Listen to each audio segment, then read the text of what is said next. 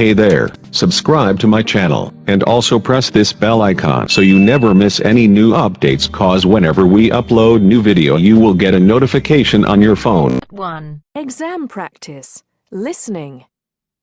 You'll hear a woman calling Laverton Arts Centre for some information.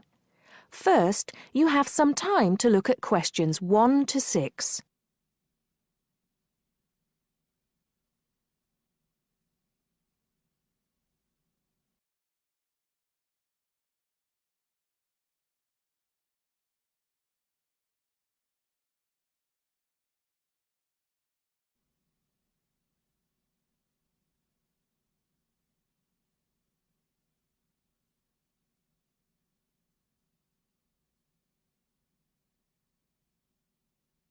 Listen carefully and answer questions 1 to 6. Laverton Arts Centre. How can I help you? Hello. I've been to the Arts Centre a few times recently, and I understand you have this scheme for regular visitors. The Friends of Laverton Arts Centre. Yes, that's right. I wonder if you could tell me a little about it. I mean, how much it costs and what benefits it offers, things like that. Certainly. Well, first of all, the good news is that we've recently changed the scheme. It used to cost £15 a year, but now it's free. All you have to do is fill in an application form. You can either come to the Arts Centre and do that here, or you can go to our website and apply online. And so what are the benefits of joining? There are actually quite a few. As a friend of Laverton Arts Centre, you'll receive a newsletter every 3 months with information on all the forthcoming events. That sounds useful. You also get priority booking for shows and concerts in the main theatre. Can you explain how that works exactly? Yes. What that means is that when tickets go on sale, for the first 2 days they're only available to Friends of the Arts Centre. So as long as you book early, you can make sure you get seats. Great! Do you ever offer discounts to Friends of the Centre? Under the old system, when you had to pay to be a member, we did. Under the new system, there won't be any discounts for shows in the main theatre or films at the Arts Cinema. Having said that, we will be offering some discounts to members for performances in the small theatre. There'll be information about this in each issue of the newsletter. I suppose I can find that information online as well, can I? Absolutely. Actually, we're redoing our website at the moment. Right now, there actually isn't a special section for Friends of the Arts Centre on the website. Once the site's been redesigned, there will be. You'll be able to put in your username and password and enter a special section just for you. It sounds excellent. Are there any requirements, though? I mean, as a member, do I have to do anything? Yes, sorry, I forgot to mention that. There are no formal requirements at all, though obviously we have this scheme to encourage people to attend events here regularly. So we ask that you attend at least 4 events a year, whatever they are, if you possibly can. Nobody's going to count, though, and it's totally up to you. That sounds fair enough. Before you hear the rest of the conversation, you have some time to look at questions 7 to 10.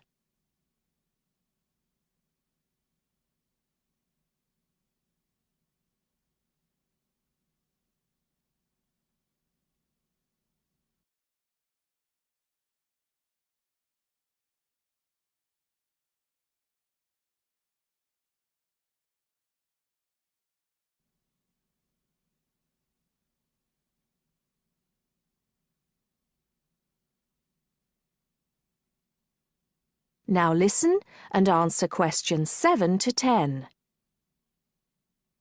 While you're here, we're actually conducting a short survey of people who phone up the Arts Centre. Would you mind if I asked you a few questions? It'll only take a couple of minutes. Sure, no problem. Thanks a lot. So, how many times have you visited Laverton Arts Centre in the last 6 months? Well, I've only lived in the area for the last 4 months, so not that many times. 3, I suppose. Yes, that's right. Fine. And how did you first find out about the Arts Centre? Let me think. Oh, yes, a friend invited me to a concert, and I came with her. Have you ever seen a film at the Arts Cinema here? No, I haven't, to be honest.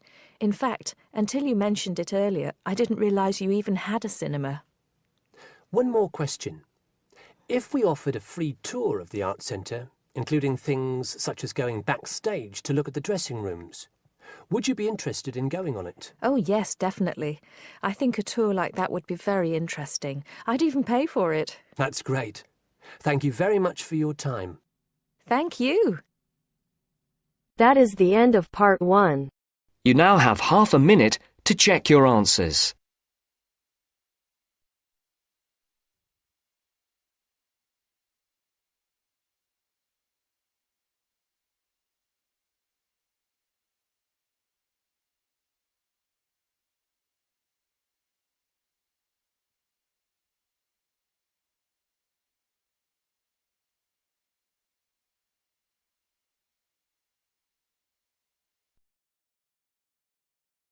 Now turns to part 2.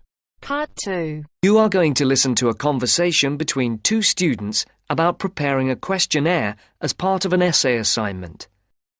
First, you have some time to look at questions 11 to 14.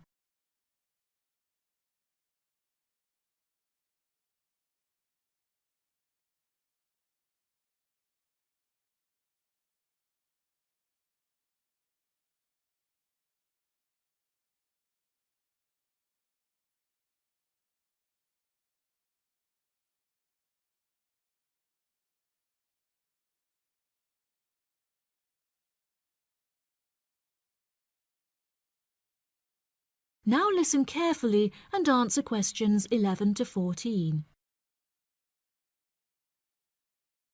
I've never written an essay of more than 1,500 words before, Anne.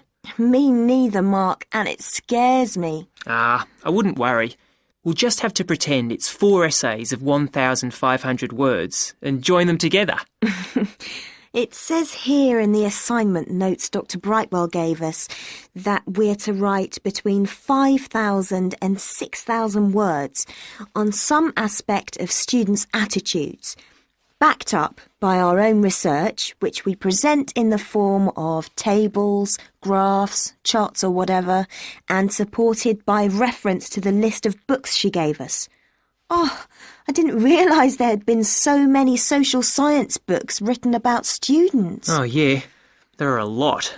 And the questionnaire? Yes, we have to prepare a questionnaire to gather our own data for the graphs, etc., and hand it in to Dr. Brightwell in draft form in 2 weeks' time. 2 weeks? That's what she said, and what it says here. She says that it's better to have it checked before we go on to collect the information and start the writing. Suppose she's right. We'd better get started then. But she didn't say how we were going to put the questionnaire together. Does it say anything in the notes? Nope. It only says that we are limited to 4 sides of A4 and no more than 50 questions. If that's the case, it's not that bad. Before you hear the rest of the programme, you have some time to look at questions 15 to 20.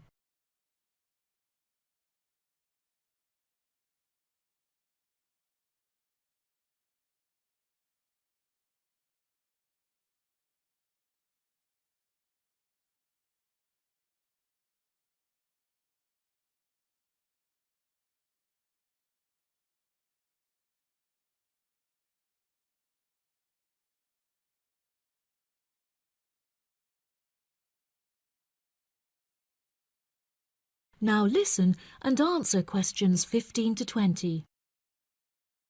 So, how are we going to do it? Well, first we need to know who we're aiming it at. Then decide how many questions we're going to ask. I think we could have about 40 questions maximum. I don't think there's any real need to go up to the 50 limit. And I think we should keep the questions themselves very simple. Don't worry. In my case, they will be. We could have a mixture of question types like multiple choice questions, yes, no, and agree, disagree, with boxes for people to tick. If people are asked to write down anything, it's unlikely they will fill it in. So, are we going to give this questionnaire out to people to hand in, or are we going to just stop and ask them around the campus or on the street? I don't really know. Did she say anything about this?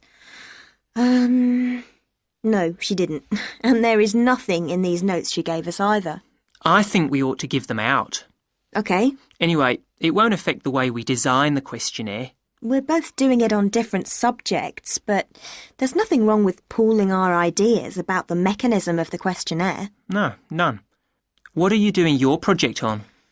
I've been thinking about doing something around the subject of how aware students are of world affairs. People think that we're all up to date, but I very much doubt it. It would also be interesting to compare students in different years. And you?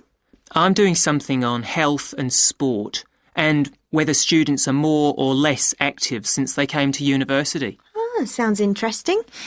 As the questionnaires can be anonymous, I'll fill in your first questionnaire for you. But I'm sure you won't be surprised by my answers. Somehow, I don't think so. I suggest we put together about 20 or 25 questions each and then meet tomorrow or the day after and compare them. Are you going to type yours up? Yeah, then I can come round to your place and we can work on them.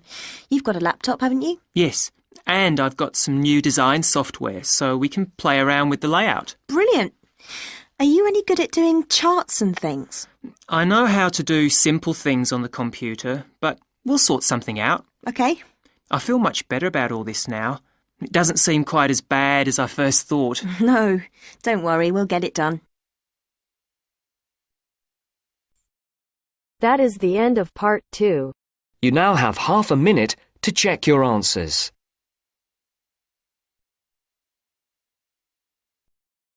Now turns to part 3. Part 3. You will hear a student talking to her tutor about a presentation. First, you have some time to look at questions 21 to 23.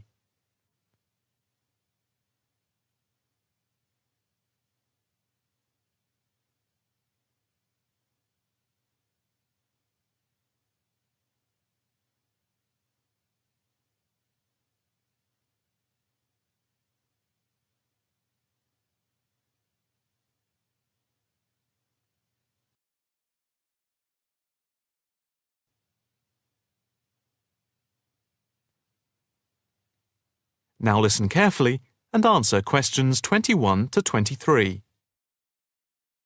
Excuse me, Dr. Owen, Oh, hello, Karen. Have you got a few moments? Yeah, sure. How can I help you? Well, I've had difficulty finding data on the original question, and I was wondering if I could change my paper to Investment in Knowledge, comparing some European countries with the United States, and then with others throughout the world, including the OECD average. I found lots of data by way of graphs, etc. Where did you get the data from? From various sources, books and journals. How are you going to present the material? I am going to use the electronic whiteboard as suggested and do a blend of graphs, pictures, text and podcasts to illustrate my presentation. It sounds very impressive. Yes, let's hope the whiteboard works. But I'm also going to have a PowerPoint presentation for a backup, just to cover myself. A backup is a good idea, but it's a lot of work doing everything twice. It is, but at least I'll have experience of both. Before we talk about how to use the data I've selected, could you give me the names of a few websites I should look at for more specific background material? When you type in anything to do with knowledge, there are millions of sites listed. Before you hear the rest of the conversation, you have some time to look at questions 24 to 30.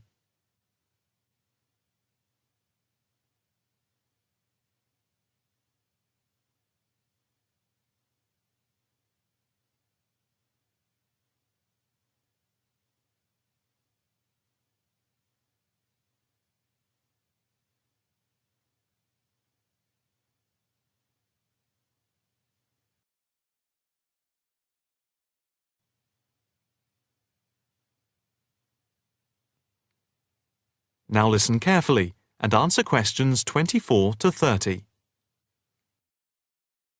Let's see. Oh, I'll print you off this list.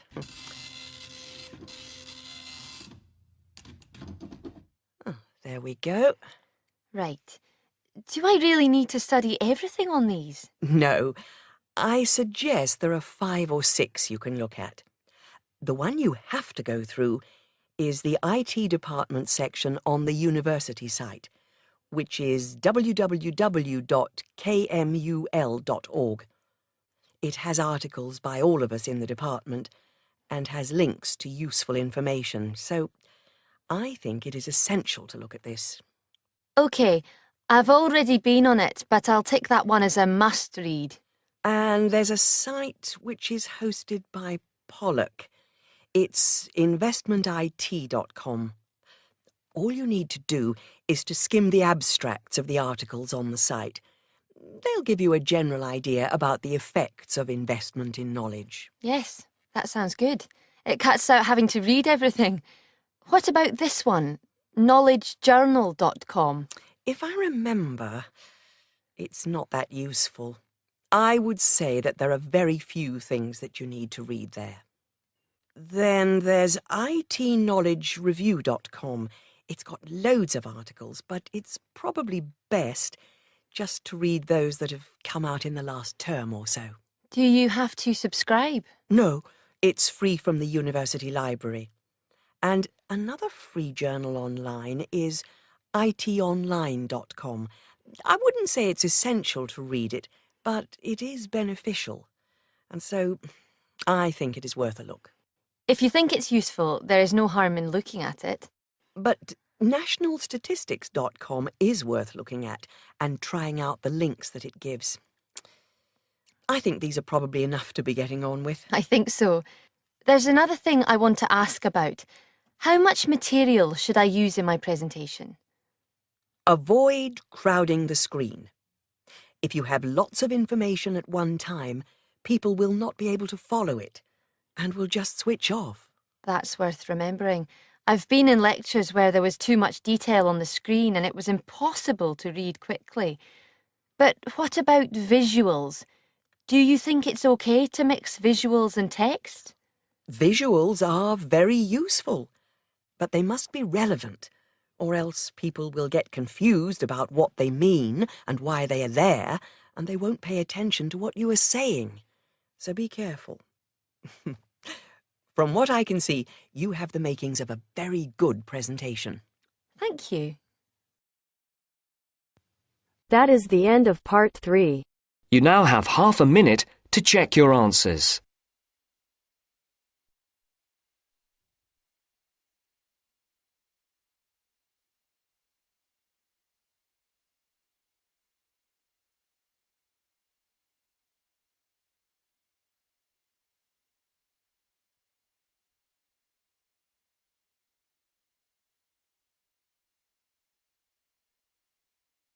Now turns to part 4.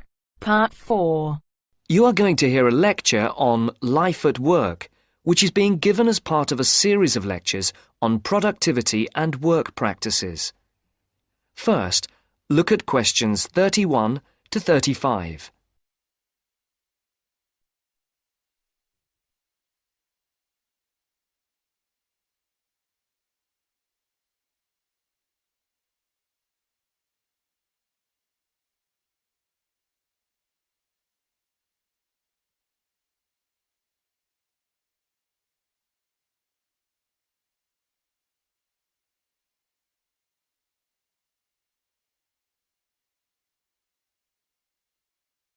As you can see, there are 4 alternative answers, A, B, C and D, for each question.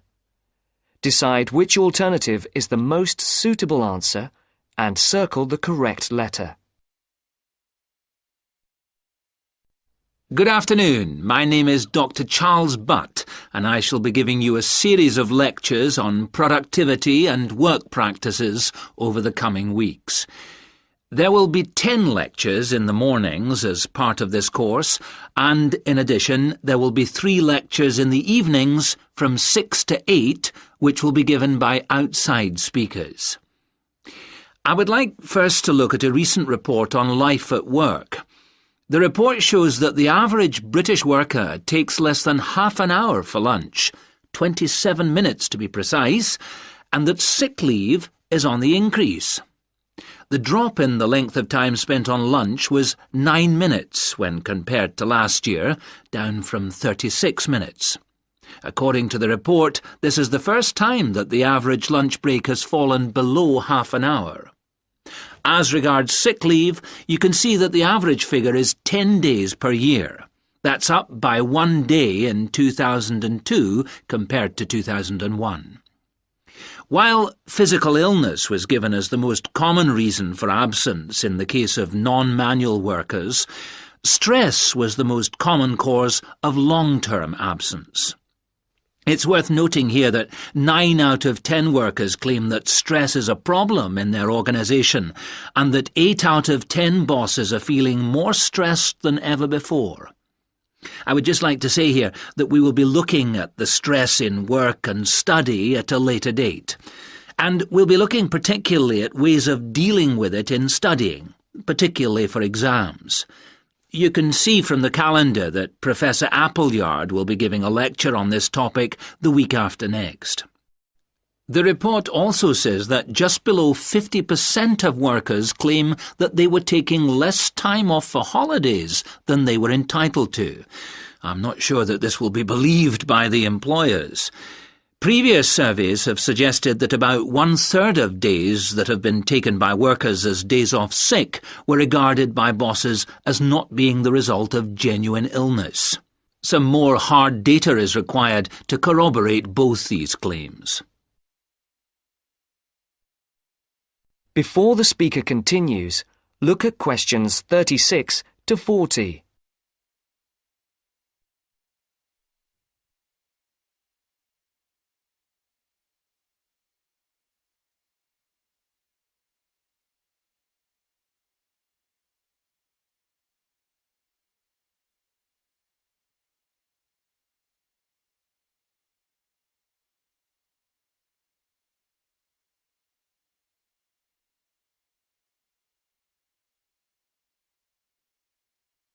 As you listen, answer questions 36 to 40. All this suggests that employers are driving their workers too hard. The effects of overworking mean that workers are now being stretched beyond their limits, both physically and mentally. This is borne out by the increase in sick leave. However, looked at from the employer's point of view, the picture may not be the same. Employers say that workers protest too much, but bearing in mind the data about the number of bosses feeling much more stress than before, we need to think about this carefully. It's interesting to note that productivity has gone up in many areas of industry. In 2001, the local car plant had one of the sharpest increases in average productivity, with the number of vehicles per employee rising by over 30% a year. A new assembly line came into operation at the beginning of 2002, affecting productivity, which increased to the 100 vehicles per worker mark by the end of the year. This is a stunning achievement for an industry which was not long ago considered to be collapsing. It would be interesting to do a survey of the work life at the plant. Those of you